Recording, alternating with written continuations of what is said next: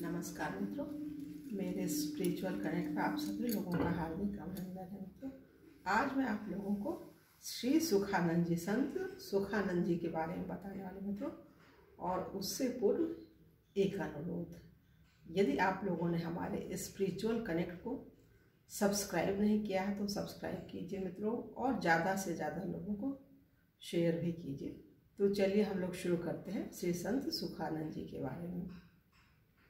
श्री सुखानंद जी की भुजा, जो हाथ भुजा कह लीजिए, श्री सुखानंद जी की भुजा आश्रित जनों को भक्ति का दान देने वाली और संसार का भय हरने वाली थी। और इनका स्पर्श लौहवत विमुख दुष्ट जनों को स्वर्णवत साधु सदाचारी बनाने के लिए पारस मणि के समान था। ये बहुत अच्छी चीज़ है मित्रों, इसको एक बार पुनः फिर से सुनिए।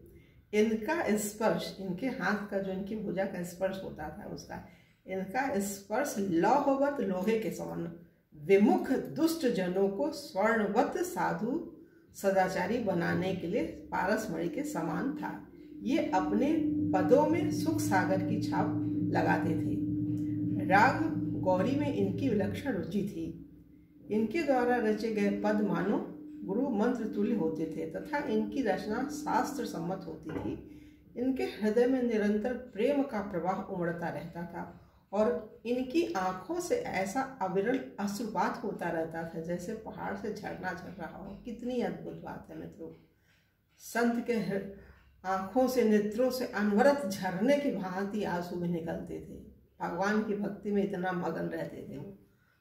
भगवान के अनंत गुण कथा तथा लीला से परिपूर्ण इनका उन्नत ललाट अत्यंत सुशोभित लगता था। ये संत समुदाय रूपी कमल वन का पोषण करने के लिए सूर्य तथा अत्यंत निर्मल सरस अमृत के सरोवर के समान थे।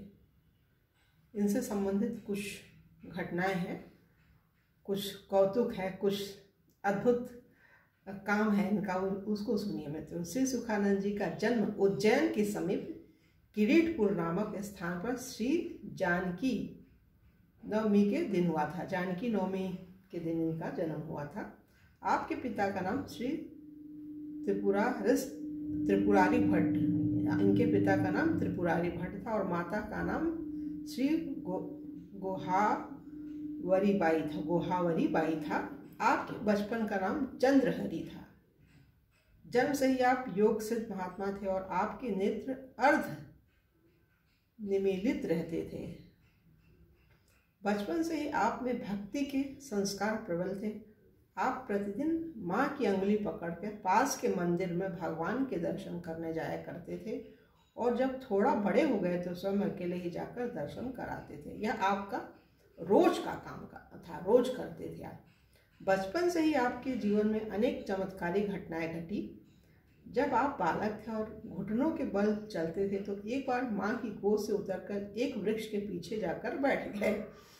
थोड़ी देर बाद माता पिता का जब उधर ध्यान गया तो देखा कि इनके सिर पर एक नाग फन फैलाए बैठा है। पिता के प्रार्थना करने पर वह थोड़ी दूर जाकर अदृश्य हो गया।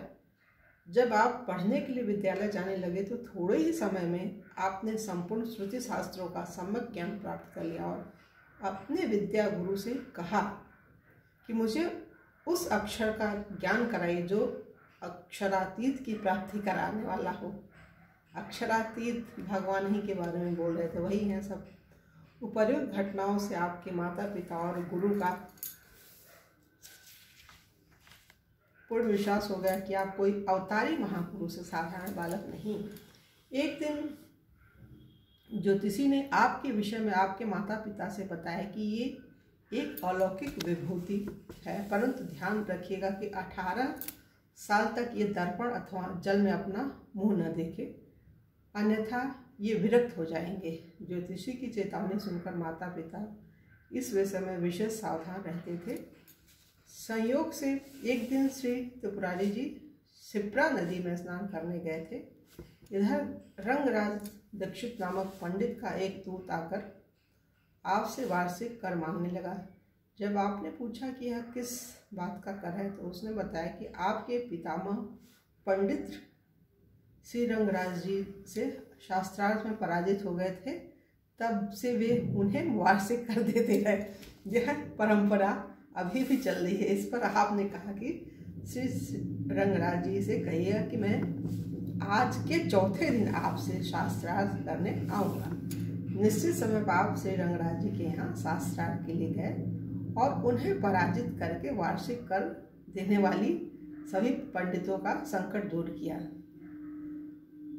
जब त्रिपुरारी जी ने इस शुभ समाचार को सुना तो उन्हें बड़ी प्रसन्नता हुई और इस उपलक्ष्य में उन्होंने बड़ा भारी उत्सव आयोजित किया।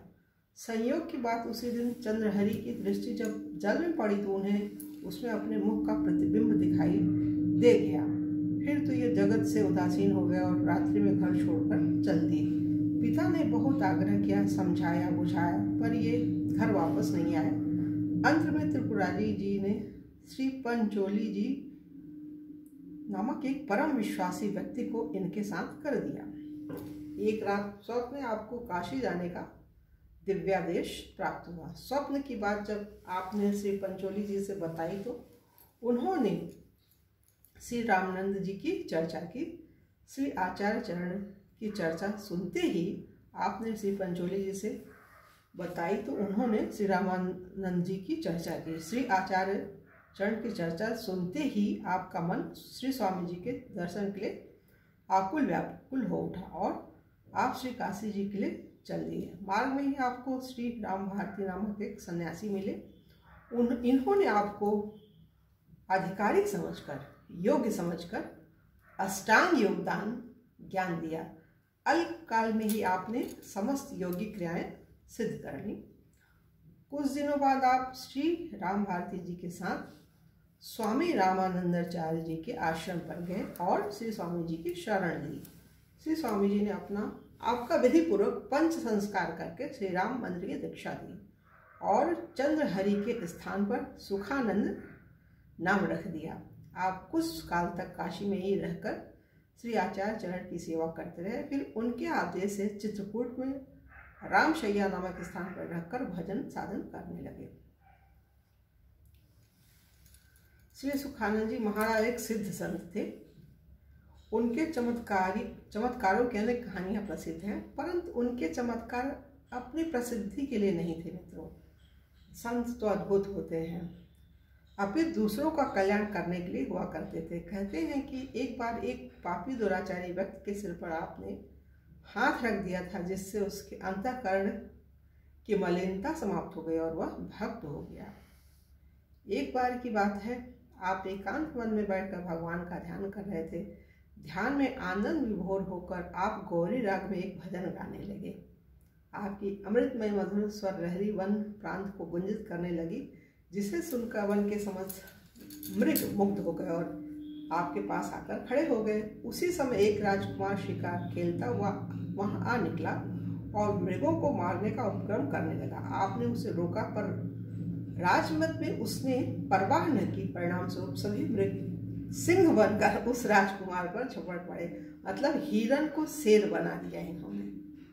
डर के मारे राजकुमार के हाथ से अस्त्र छूटकर गिर पड़े और वह स्वयं भी मूर्छित हो गया। पुनः चैतन्य होने पर उसने आपके चरणों में पड़कर क्षमा याचना की और हिंसा प्रधान स्वभाव छोड़कर भक्त बन गया।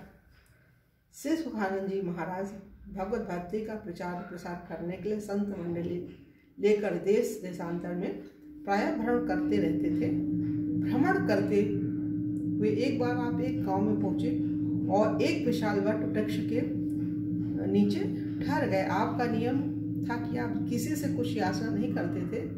भगत के पास से सब व्यवस्था हो जाया करती थी, परंतु उस दिन भोजन का समय हो जाने पर भी गांव वालों को की ओर से कुछ भी सीधा सामान नहीं आया। संतों को भूखा जानकर आपने श्री भगवान का ध्यान किया और भगवान नाम संकीर्तन शुरू किया। आपके संग संग संत समाज भी आनंद विभोर होकर कीर्तन करने लगा। कीर्तन की यह ध्वनि जब गांव वालों के कान में पड़ी तो वे भी मंत्रमुग्ध हो गए और बरबस खींचे चले आए। बहुत देर तक श्री हरि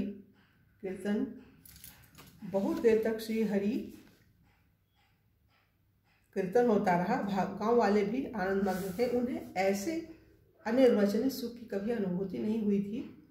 थोड़ी देर बाद जब उन्हें इस बात का ज्ञान हुआ कि संतों ने अभी प्रसाद नहीं पाया है तो सभी बहुत लज्जित हुए और बात की बात में खाद्य सामग्री का पहाड़ सा ढेर लग गया। पूरा गांव भगवत भक्ति के रंग में रंग गया। ऐसा था आपका विराट व्यक्तित्व और अद्भुत चरित्र। कहते हैं कि जब आपके भगवत धाम जाने का समय हुआ तो स्वयं श्री हनुमान जी प्रकट हुए और आप उन्हीं में लीन हो गए थे। मतलब जैसे मीराबाई थी ना, भगवान में लीन हो गई, उन्हें सशरीर चली गई, वैसे हनुमान जी के चरणों में लीन होकर के वो भगवत धाम की प्राप्ति किए। तो मित्र यहाँ पे ये होता है इनका पूरा भगवान संत का। और कल के उसमें दूसरे संत के बारे में श्री सुरानंद जी इनका नाम है, इनके बारे में बताएंगे मित्रों। तब तक के लिए जय हिंद, जय भारत। ओम शांति, ओम शांति, ओम शांति।